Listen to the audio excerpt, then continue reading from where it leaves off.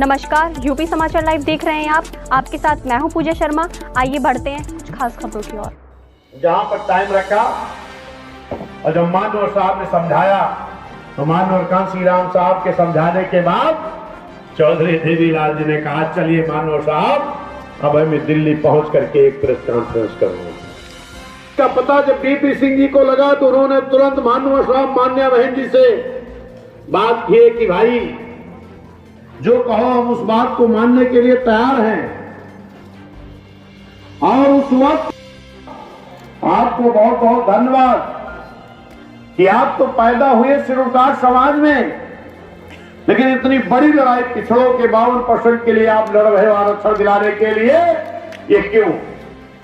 उन्होंने कहा कि चौधरी देवीलाल जी ये बाबा साहब इस देश के संविधान में लिख करके गए हैं आर्टिकल 340 के तहत, और इस देश में एक ही पार्टी है बहुजन समाज पार्टी जो बाबा साहब के संविधान को पूरी तरह लागू करना चाहती है।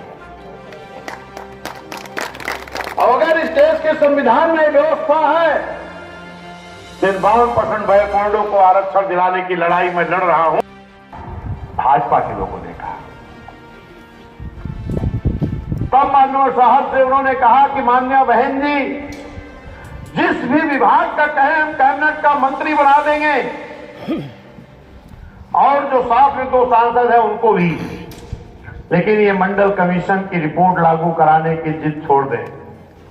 धन्य मान्या बहन कुमारी मायावती जी ने कहा, माननीय साहब ने कहा कि हमें इस केंद्र के कैबिनेट मंत्री की कुर्सी नहीं चाहिए, हमें 52% बैकवर्ड के लोगों का आरक्षण लागू करा करके, मंडल कमीशन लागू करके आरक्षण दिलाना है।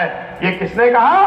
बहुजन समाज पार्टी के नेता मानवर कांसी राम साहब मान्या बहन जी ने। तब मानवर साहब ने वही 90 में मिला तो ये किसकी बदौलत मिला? बहुजन समाज पार्टी मानवर कांसी राम साहब मान्या बहन जी की बदौलत मिला। ये कैसे मिला, इस पर हम 2 मिनट प्रकाश डालते हैं। 1990 में इस देश के प्रधानमंत्री माननीय डीपी सिंह जी रहे और प्रधानमंत्री चौधरी देवीलाल जी, और 89 में बहुजन समाज पार्टी के 3 सांसद जीत करके आ गए। बिजनौर से बहन कुमारी मायावती जी, पंजाब से हरभजन सिंह लाखा जी, और आजमगढ़ से रामकृष्ण यादव जी। जब 3 सांसद आ गए तब मानवर कांसी राम साहब ने मान्या बहन जी से कहा कि जब तक पिछड़ों का मंडल कमीशन लागू नहीं हो जाता तब तक पार्लियामेंट नहीं चलनी चाहिए। और माननीय साहब खुद वोट क्लब बोर्ड पर दिल्ली में रैली शुरू किए और पूरे बहुजन समाज के लोगों को कहा कि चाहे तहसील मुख्यालय हो, चाहे जिला मुख्यालय हो, चाहे ब्लॉक मुख्यालय हो, वहां पर आंदोलन शुरू करो कि जब तक मंडल कमीशन लागू करो। तो क्या उनको मूल मंत्री दिया? देखिए, सबसे पहले तो आप सभी लोगों को बहुत बहुत धन्यवाद, शुक्रिया।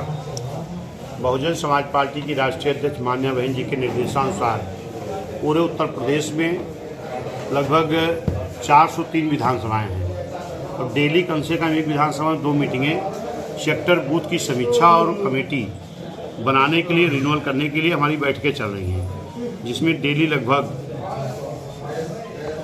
4 दूना 806 मीटिंगें चल रही हैं। उसी कड़ी में आज यहाँ भी सेक्टर बूथ कमेटी की समीक्षा बैठक थी और मैं भी, क्योंकि मेरे सभी कोऑर्डिनेटर जो भी हमारे मुख्य जोन कोऑर्डिनेटर हैं, जिले कोऑर्डिनेटर हैं, या जिला कमेटी है, विधानसभा कमेटी है, सारे लोग जा करके एक बैठक करके कमेटी की समीक्षा करके कमेटी को रिव्यू कर रहे हैं। उसी कड़ी में मैं भी डेली किसी न किसी जनपद में, किसी न किसी सेक्टर में जाने का काम करता हूँ। उसी कड़ी में आज यहाँ आया था, यहाँ मैंने समीक्षा किया है।